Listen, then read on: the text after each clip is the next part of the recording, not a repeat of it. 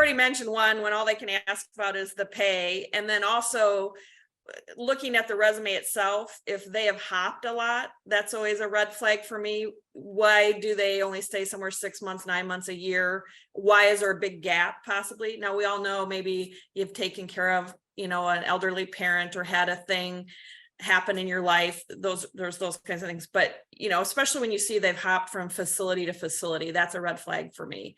And then also, if they weren't on time or a little early for their in-person interview, and if they right away come in with what they need versus learning about the job and getting through the process before they've looked at an ad that tells the requirements and they come in and say, well, I won't work these days or I'll need this.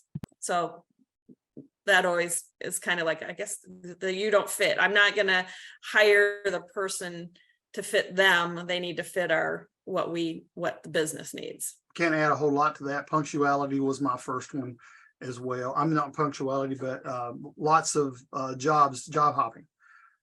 Punctuality, not showing up on time, that's a big deal. Not dressing appropriately for an interview. There's still some. I know that things have gotten much more relaxed over the last several years, and with myself included. But there's still some protocol there whenever you're interviewing and trying to make a good impression.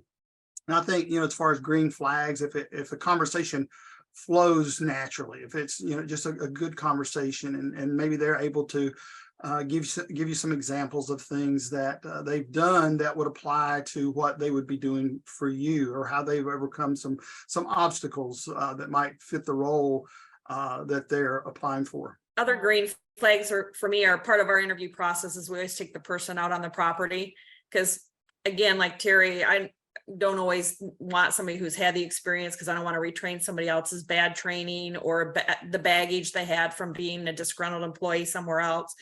So especially when you have somebody who's never been to storage or had storage themselves, hard to believe that happens nowadays, but sometimes they've never had a storage unit. Take them, show them around. If they stop and pick up a piece of trash, the things they can point out to you, if they're that observant when they're walking around and that mindful of it, that's a good sign to me as well about their personality and what they could bring to the table.